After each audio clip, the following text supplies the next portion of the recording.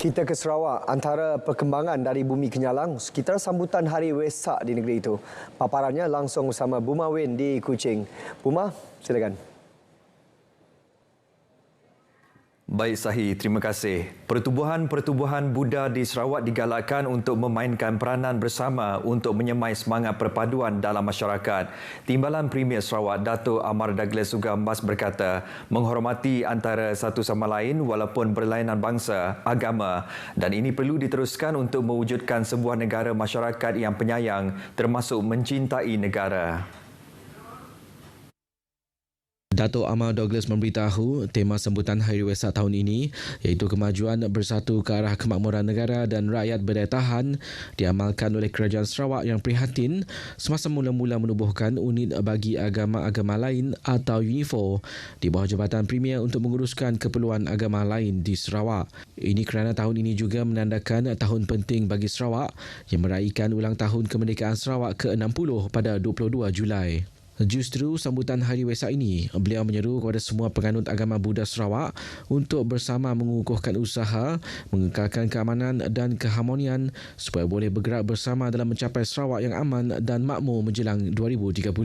Teks ucapan beliau dibacakan oleh Timbalan Premier Sarawak, Datuk Seri Dr. Sim Kui Hian pada sambutan Hari Wesak Sarawak 2023 di Kuil Utama Persatuan Budi Sarawak di Jalan Tun Abdul Razak, Kuching. Ribuan penganut Buddha di Sarawak menghadiri majlis tersebut termasuk menyempurnakan upacara memandikan Buddha atau Buddha Bathing yang dilakukan oleh penganut agama Buddha.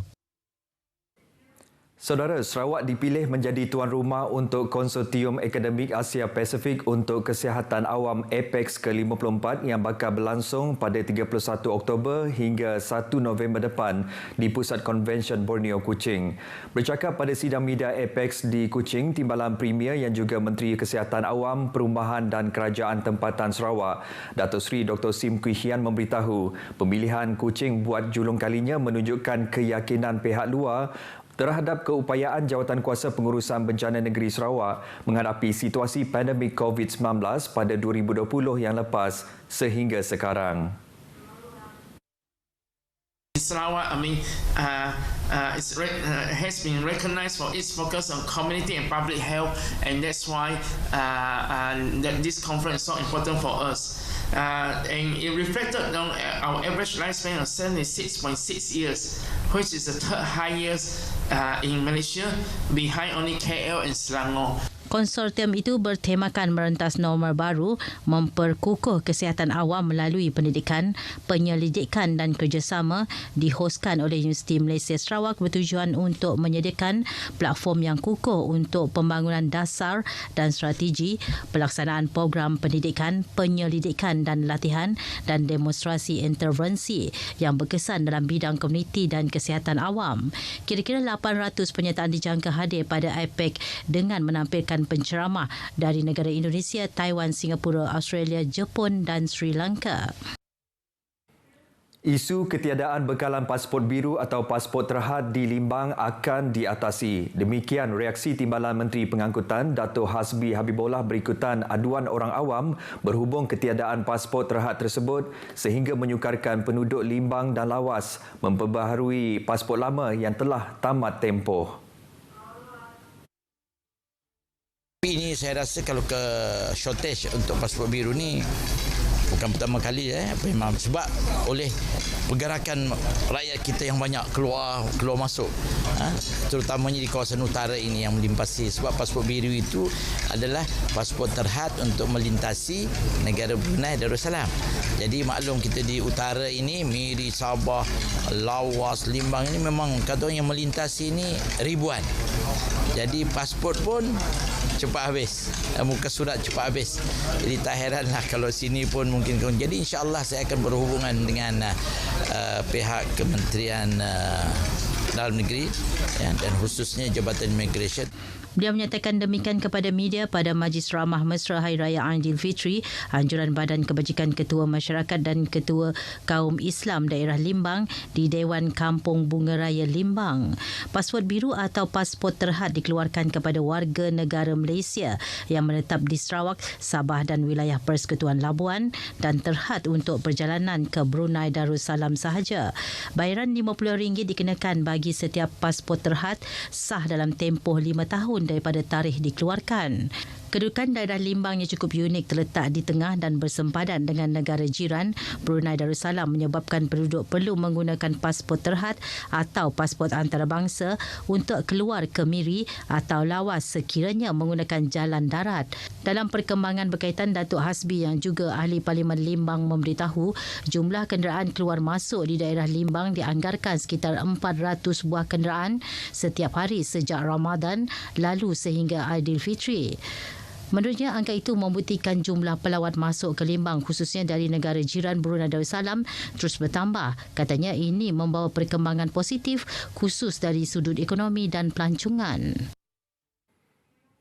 Dalam rangka lawatan kerja ke Sarawak, Timbalan Menteri Komunikasi dan Digital Teo Ni Ching berkesempatan hadir ke Majlis Raya Gawai di RTM Sibu. Baik, untuk perkembangan lanjut, kita bersama Al-Hadi Samsawi yang kini bersedia di auditorium RTM Sibu. Silakan. Terima kasih rakan penyampai di studio RTM Kuching. Assalamualaikum, salam Malaysia Madani. Saya sekarang berada di perkarangan auditorium RTM Sibu untuk hadir sendiri ke program Raya Gawai yang sedang berlangsung di RTM Sibu sekarang ini. Dan untuk pengetahuan penonton di rumah, program hari ini turut dihadiri oleh Timbalan Menteri Komunikasi dan Digital Malaysia iaitu YB Teo Ni Ching yang hadir bersama ramai warga KKD yang ada di sekitar Bandar Sibu hari ini. Dan untuk memperincikan mengenai perjalanan program hari ini, saya bersama dengan Ketua Unit Rancangan RTM Sibu, Puan Jenny Achan. Terima kasih kerana bersama kami petang ini, Puan. Sama-sama, Hadi. Jadi, Puan, apa antara persembahan istimewa, apa antara perkara istimewa yang akan berlangsung dalam Raya Gawai kita hari ini?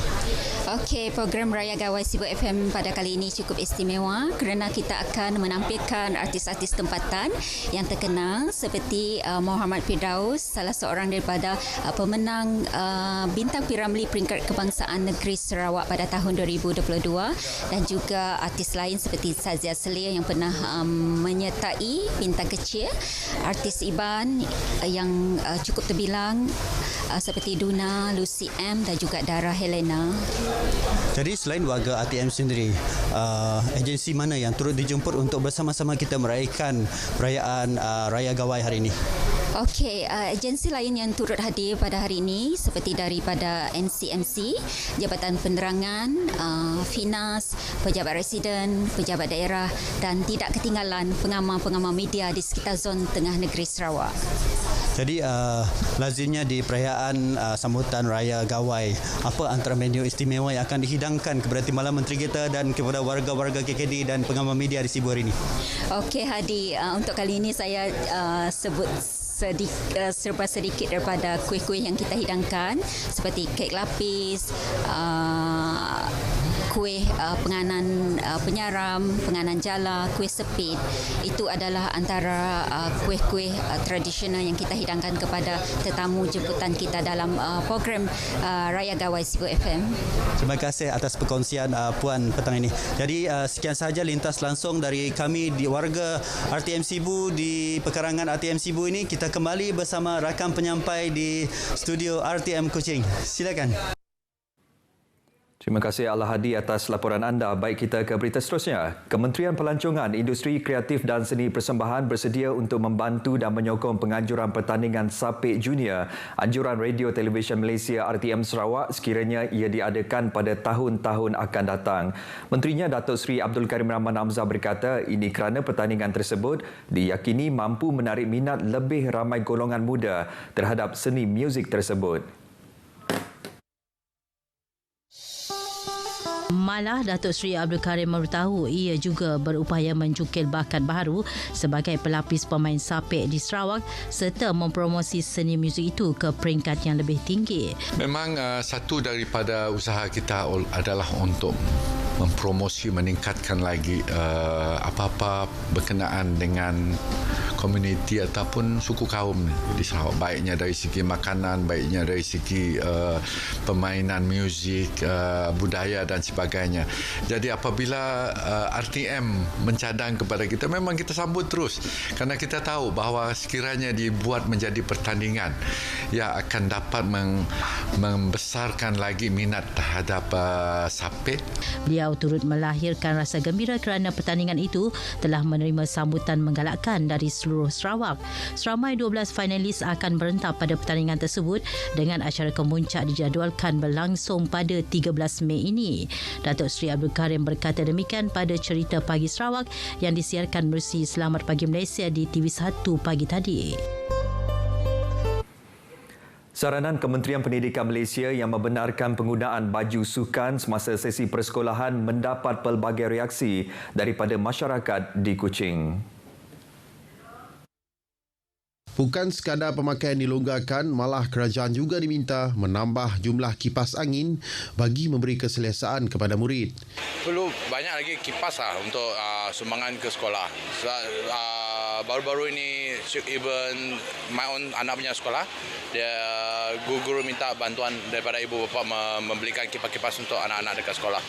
Bagi golongan ibu, penggunaan baju sukan dalam kelas pada musim panas dapat memberi keselesaan kepada anak-anak. Sebab kita tahulah dengan keadaan cuaca sekarang ini yang agak panas, jadi dengan penggunaan pakaian sekolah yang akan memberi sedikit keselesaanlah kepada anak-anak supaya mereka selesa untuk orang kata mengikuti pembelajaran di sekolah. Sebagai parents, kita pun bingung dengan risiko kepada anak-anak kita.